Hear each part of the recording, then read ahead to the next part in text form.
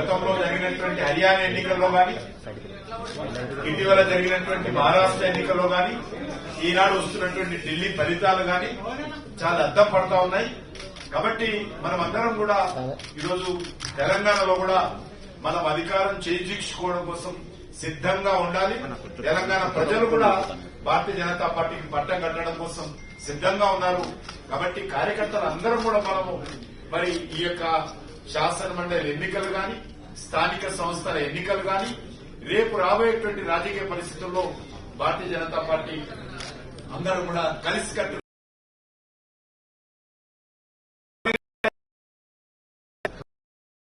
మరొకసారి మనము మరి తప్పకుండా వారికి ధన్యవాదాలు తెలియాలి. గత పార్లమెంట్ ఎన్నికల్లో 8 స్థానాలు ఇచ్చి ఆశీస్సులు అందజేశారు నరేంద్ర మోడీ గారి నాయకత్వంలో.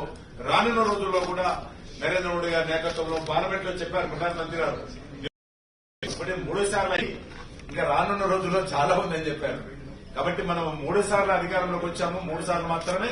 ఇంకా రానున్న రోజుల్లో ఈ దేశాన్ని 2047 లో ఏదైతే ఒక వికసిత్ భారత్ గా అభివృద్ది చెందిన దేశంగా మనం అభివృద్ది చేయాలనుకుంటున్నామో దానికి ఇంకా మనం చేయాల్సింది చాలా ఉంది. దేశ ప్రజలు కూడా మన పట్ల విశ్వాసం ఉన్నారు. కాబట్టి ఆ దిశలో మనం ముందుకెళ్లాలి.